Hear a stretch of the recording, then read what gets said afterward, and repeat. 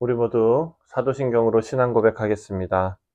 전능하사 천지를 만드신 하나님 아버지를 내가 믿사오며 그 외아들 우리 주 예수 그리스도를 믿사오니 이는 성령으로 잉태하사 동정녀 마리아에게 나시고 본디오 빌라도에게 고난을 받으사 십자가에 못 박혀 죽으시고 장사한 지 사흘 만에 죽은 자 가운데서 다시 살아나시며 하늘에 오르사 전능하신 하나님 우편에 앉아 계시다가 저리로서 산 자와 죽은 자를 심판하러 오시리라.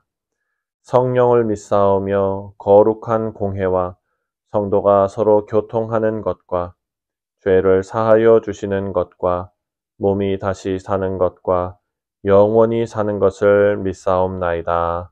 아멘.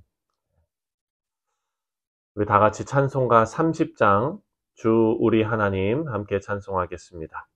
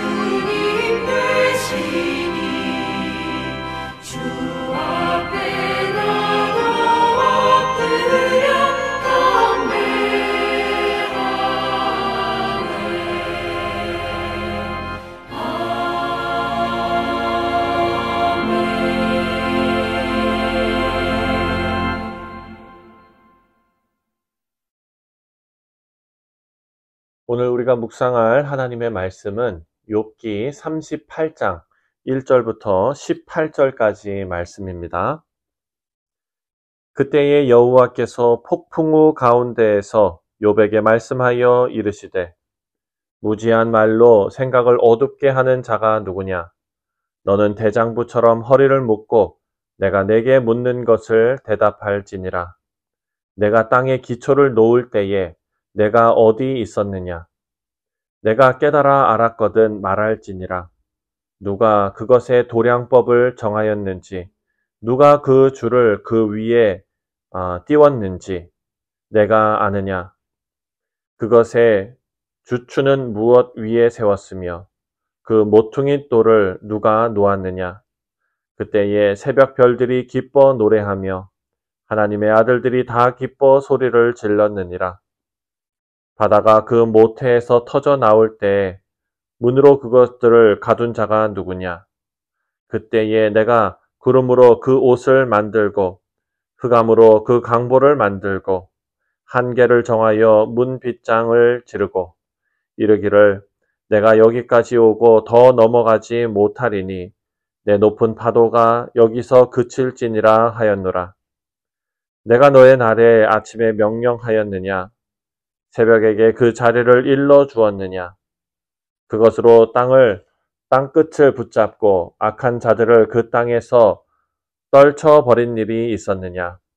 땅이 변하여 진흙에 인친 것 같이 되었고 그들은 옷같이 나타나되 악인에게는 그 빛이 차단되고 그들의 높이 든 팔이 꺾이느니라.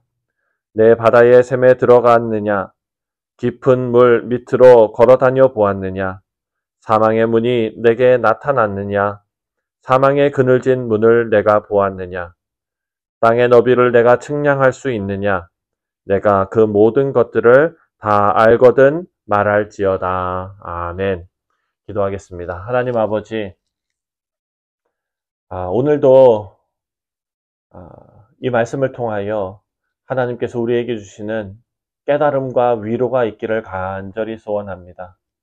하나님께서 욥 앞에 나타나서 말씀하시는 이 말씀을 우리가 묵상할 때에 하나님의 말씀을 잘 깨달을 수 있도록 전하는 자나 듣는 자에게 주님께서 성령의 역사하심으로 함께하여 주옵소서. 감사드리오며 예수님의 이름으로 기도하옵나이다. 아멘. 네, 사랑하는 성도님들, 신앙이 있는 성도라면 우리 인생에 겪는 이 문제에 대해서 하나님께서 직접 대답해 주시면 정말 좋겠다. 이런 생각을 아마 누구나 해봤을 것입니다. 오늘 38장부터 41장까지 내용은 하나님께서 이런 우리의 바람을 욥에게 직접 행하신 그런 말씀이 기록되어져 있습니다. 욥기를 미리 읽어보신 분들은 아시겠지만 하나님께서 욥에게 하나님의 섭리에 대해서 이해할 수 없고 그리고 납득이 가도록 설명하시는 것이 아니라 엄청난 질문 폭탄을 욥에게 퍼부으신다는 것을 우리가 알고 있습니다. 욥이 기대한 것은 하나님의 답변이지요.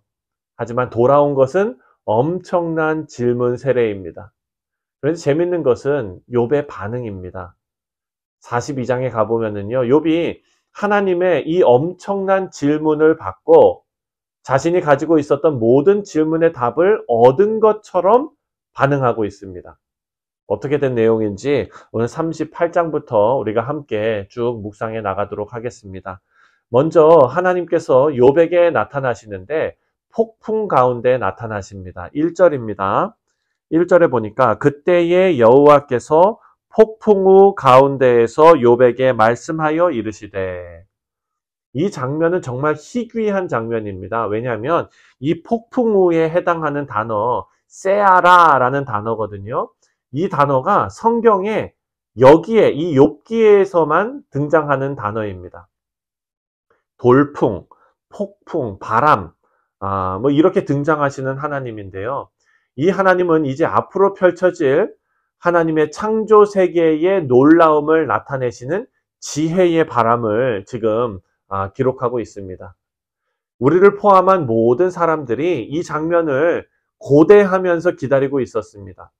하나님께서 모든 것을 시원하게 다 밝혀주시기를 기대했지요. 그런데 하나님의 첫 마디는 2절에 이렇게 말합니다. 2절 말씀에 무지한 말로 생각을 어둡게 하는 자가 누구냐? 욥은 하나님께 왜를 물었는데 하나님의 질문은 누구냐입니다. 하나님께 그런 질문을 하는 자가 누구냐? 하나님께서는요, 욥에게 오히려 하나님의 물음에 답하라 라고 요구하십니다. 3절 말씀에 너는 대장부처럼 허리를 묶고 내가 너에게 묻는 것을 대답할지니라. 하나님께서 욥이라는 아주 미천한 한 인간이 하나님 앞에 자신의 고통에 대해서 항의하는 것을 꾸짖는 것으로 들립니다. 그렇다면 하나님의 첫 반응이 욥의 세 친구들의 반응과 같다는 것을 우리가 알 수 있습니다. 여러분, 욥의 세 친구들이 욥에게 뭐라고 얘기했습니까? 하나님과 인간 사이에는 질적인 차이가 있다라고 욥에게 말했습니다. 하나님께서도 욥에게 창조 세계 안에서 욥이 어떤 존재인지를 지금 깨닫게 하길 원하십니다. 그렇게 욥에게 깨달음을 주기 위해서 지금 어떤 교육 과정을 준비하고 계시는 것입니다. 하나님께서는 욥의 친구들처럼 일방적으로 하나님과 그리고 인간 사이에 질적인 차이가 있다. 그리고 그것을 인정하고 회개하라 라는 그런 의도로 욥에게 질문하시는 것이 아니라 실제로 하나님께서는요, 욥의 답을, 욥의 응답을 듣고 싶어 하십니다. 그래서 3절에 이렇게 말씀하시는 거예요. 너는 대장부처럼 내 질문에 답해보라. 여러분, 이것은 하나님께서 창조 질서를 교육하시면서 욥의 정체성을 올바르게 정립하시려는 데 목적이 있는 것입니다. 우리 사랑하는 성도님들, 38장에 처음 나온 하나님의 임재는 폭풍이었습니다. 그리고 이 폭풍은 하나님을 드러내시는 지혜의 바람이었고 또 새롭게 창조하시는 하나님의 능력이었습니다. 이것은 마치 창세기에 정말 아무것도 없는 그 혼돈 가운데 있는 그 땅에 하나님의 영이 수면에 운행하시는 것과 같이 모든 혼돈을 그리고 질서 없음을 하나님께서 다 정리하시고 새로운 세계를 창조하시는 것과 같은 그런 모습입니다. 지금 욥이 사로잡혀 있는 이 무질서 그리고 원인과 결과의 혼돈이 오는 이런 상황에서 이제 하나님께서 나타나셔서 새롭게 창조하시는 것입니다. 지금까지 욥의 친구들이 주장한 인간의 삶의 관습에 얽매인 그런 삶. 이제 욥은 하나님의 질문에 답하면서 그런 삶에서 자신의 정체성에 대해서 자유롭게 물어보고 또 응답하는 존재로 변하고 있는 것입니다.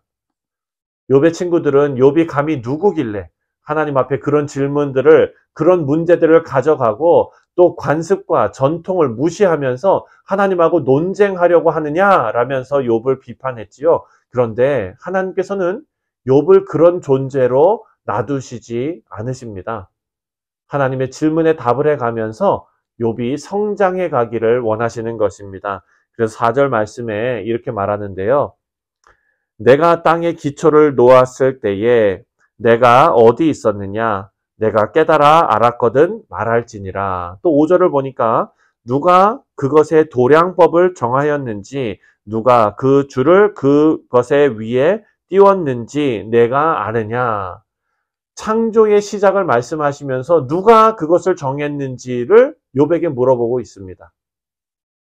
또 계속해서 바다를 통치하는 자가 누구인지도 물어보시고 또 이어서 빛을 통치하는 자가 누구인지 측량할 수 없는 깊이와 넓이를 창조하신 자가 누구인지를 욥에게 물어보십니다.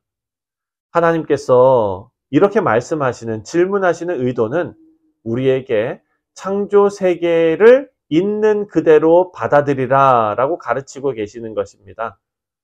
하나님께서는요, 하나님의 뜻대로 창조된 우리가 인간 중심으로 판단하고 또 그것을 바꾸는 것을 허락하지 않는다라는 것을 알려주고 계십니다. 우리는 하나님의 섭리를 있는 그대로 깨달아야 한다는 것입니다. 여러분, 사실 하나님께 이런 질문을 받는 욥은 정말 복 있는 사람입니다. 여러분, 성경 어디에도 이렇게 긴 분량으로 하나님께서 말씀하시는 곳이 없습니다. 그것은 욥의 복이지만 또 욥의 입장에서 생각해 보면 자신이 겪은 그런 혼돈 속에서 끝까지 포기하지 않고 하나님의 음성에 귀를 기울이고 또 친구들이 집요하게 설득하는 그런 내용에 타협하지 않았던 결과입니다. 그리고 끊임없이 현실과 그리고 자신이 배워온 전통과의 그런 간극을 좁히려고 애썼던 모습을 하나님께서 긍휼히 여기시고 내치지 않으시고 건방진 모습으로 여기지 않으시고 마침내 욥에게 직접 나타나시면서 응답하시면서 또 욥에게 큰 깨달음을 주시는 아주 아름다운 내용이 지금 오늘 본문 말씀에 기록되어져 있습니다. 우리 사랑하는 성도님들, 이 말씀에서 우리는 질문하는 신앙을 배우게 됩니다. 이렇게 우리가 질문할 때에 하나님께서는 우리에게 답하십니다. 하나님께서 우리를 특별한 관계로 초대하셨다는 것입니다. 우리 사랑하는 성도님들, 우리가 하나님으로부터 이런 특별한 존재의 대우를 받고 또 특별한 초대를 받았다는 것을 오늘 하루 기억하시고 귀한 은혜를 누리시는 우리 모두가 되시기를 주님의 이름으로 축원드립니다. 기도하겠습니다. 하나님 아버지, 하나님께서는 우리가 끝까지 하나님의 섭리를 믿고 하나님을 의지하며 하나님 앞에 나아가며 하나님 앞에 질문하며 고민하기를 원하시는 줄 믿습니다. 그런 고민의 순간들과 하루하루가 켜켜이 쌓여 우리가 하나님의 뜻을 마침내 이해하고 하나님과 더욱더 가까이 나아갈 수 있는 우리 모두가 되기를 소원하오니 하나님께서 우리에게 지혜 주시고 은혜 베풀어 주옵소서. 감사드리오며 예수님의 이름으로 기도하옵나이다. 아멘. 하늘에 계신 우리 아버지여, 이름이 거룩히 여김을 받으시오며 나라가 임하시오며 뜻이 하늘에서 이루어진 것 같이 땅에서도 이루어지이다. 오늘 우리에게 일용할 양식을 주시옵고 우리가 우리에게 죄 지은 자를 사하여 준 것 같이 우리 죄를 사하여 주시옵고 우리를 시험에 들게 하지 마시옵고 다만 악에서 구하시옵소서. 나라와 권세와 영광이 아버지께 영원히 있사옵나이다. 아멘. 네, 사랑하는 성도님들, 오늘 금요일은 우리가 나라와 민족을 위해서 함께 합심해서 기도하는 날입니다. 우리 두고 온 대한민국 조국을 위해서 기도하시고 또 우리가 살고 있는 이 미국 땅 특별히 위정자들과 그리고 또 이 미국 땅에 남아있는 그루터기로 남아있는 우리 교회들을 위해서 우리가 함께 기도하기를 바랍니다. 또 세계의 여러 가지 이슈들 문제들이 있습니다. 하나님께서 하나님의 섭리 가운데 모든 것이 합력하여 선을 이루도록 그리고 우리가 기도하는 내용들을 하나님께서 들어 응답하시도록 우리가 함께 합심하여 나라와 민족을 위해서 또 세계를 위해서 함께 기도하도록 하겠습니다. 우리 다 같이 기도합니다.